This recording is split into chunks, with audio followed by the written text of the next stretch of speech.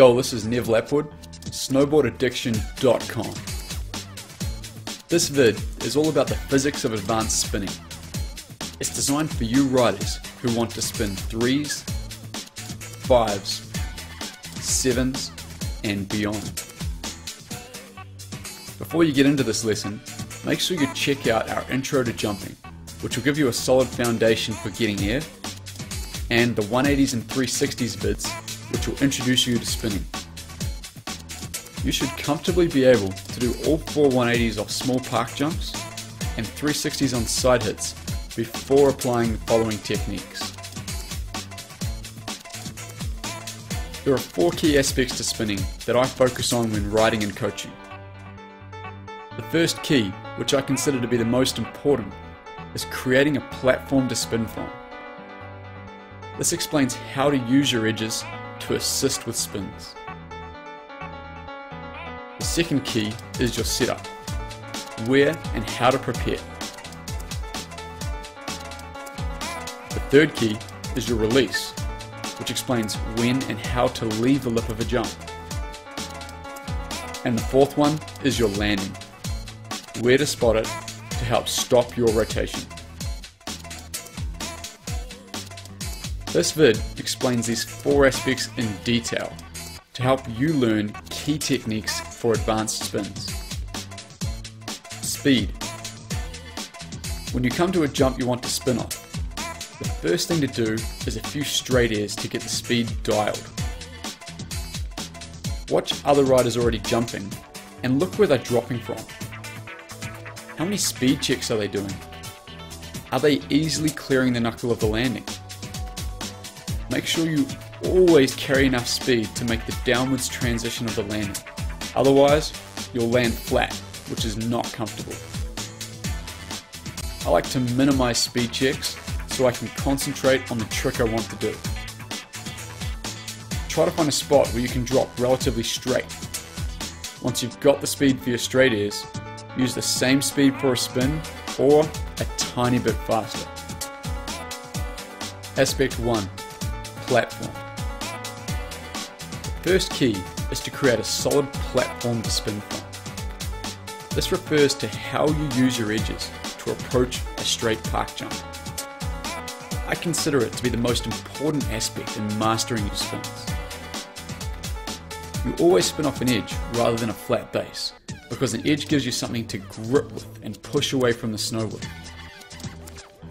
Do you think it would work better to pop off the lip using both feet, or to do an ollie off the back foot? You can do either. However, I find it more effective to pop evenly with both feet, because it means you'll be using the full length of your edge to assist with initiating the spin. Popping from the center of your board also helps to keep you more balanced. Ollieing on any spin more than 360 takes away from my balance and platform, so I usually pop off both feet for spinning 3s, 5s, and 7s.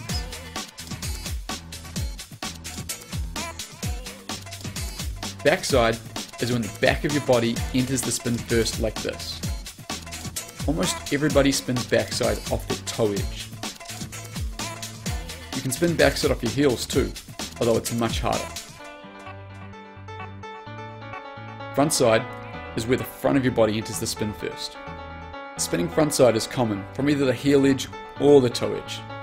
It depends on which edge you feel comfortable with and what you've practiced most. There is no right or wrong way. Most people today tend to learn frontside off the heels, and in this video we'll be showing you from the heel edge.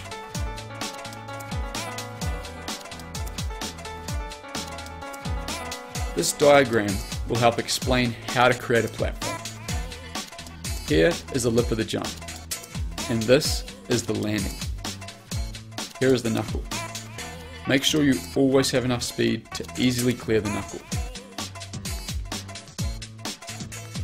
Let's start by setting up for a backside spin. When creating a platform to spin backside, we are carving on our toe edge. Your board will be turning on the way out the lip. However, we want to leave the lip in a straight direction. So we need to do a setup turn on our heel edge, somewhere back here. this is your drop-in point, the same point you dropped in for a straight air, drop in and do one sit-up turn on your heel edge before creating your toe side platform. The platform is happening on the way up the lip of the jump. If you do just one sit-up turn, it allows you to concentrate on what you're doing and where you're doing it. Too many speed checks and sit-up turns tend to throw off your balance and concentration. At the very last moment as you leave the lip, your board should be leaving in a straight direction. This allows you to travel straight well in the air and stomp down in the middle of the landing zone.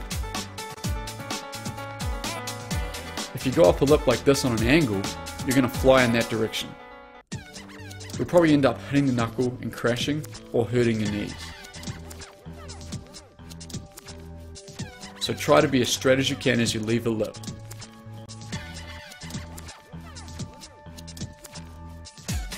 Notice how my line of entry is almost exactly the same for any backside spin.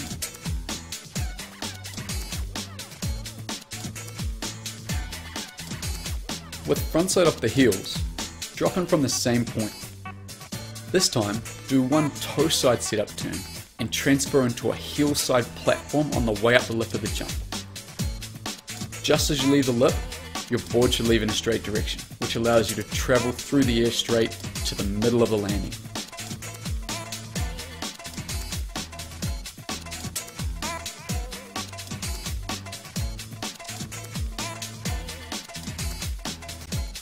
The platform I make with my heel edge is again almost exactly the same for all amounts of rotation.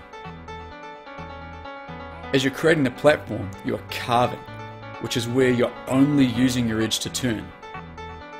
When carving, you lose very little speed, which is why you can use the same speed or a tiny bit more for a spin as you would for a straight air.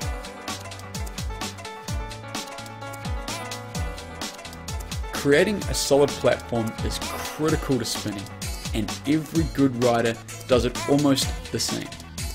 That's why you'll often see this hourglass shape forming on the lip of big park jumps.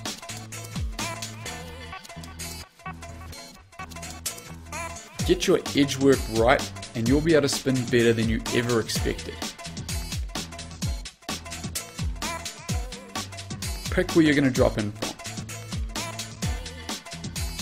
Do one sit-up turn and make a solid platform on the way up the lip, leaving in a straight direction.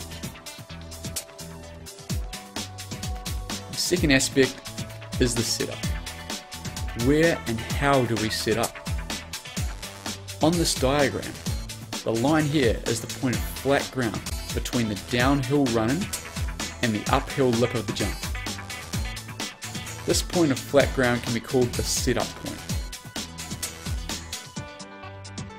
The sit-up point is an approximate location of where to be completing your sit-up turn and transferring onto the new edge to set your platform.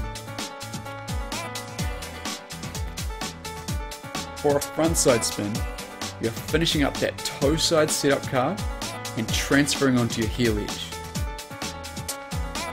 The whole way up the lip of the jump, you're holding that heel edge carve.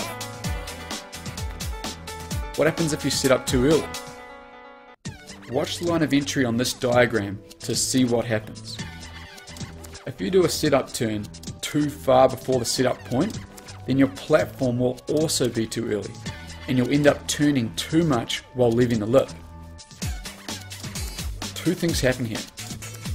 You brush off speed when leaving the lip, and you drift off to the side of the landing. It's far more likely that you'll hit the knuckle of the landing and crash. Remember, you want that board to be leaving straight.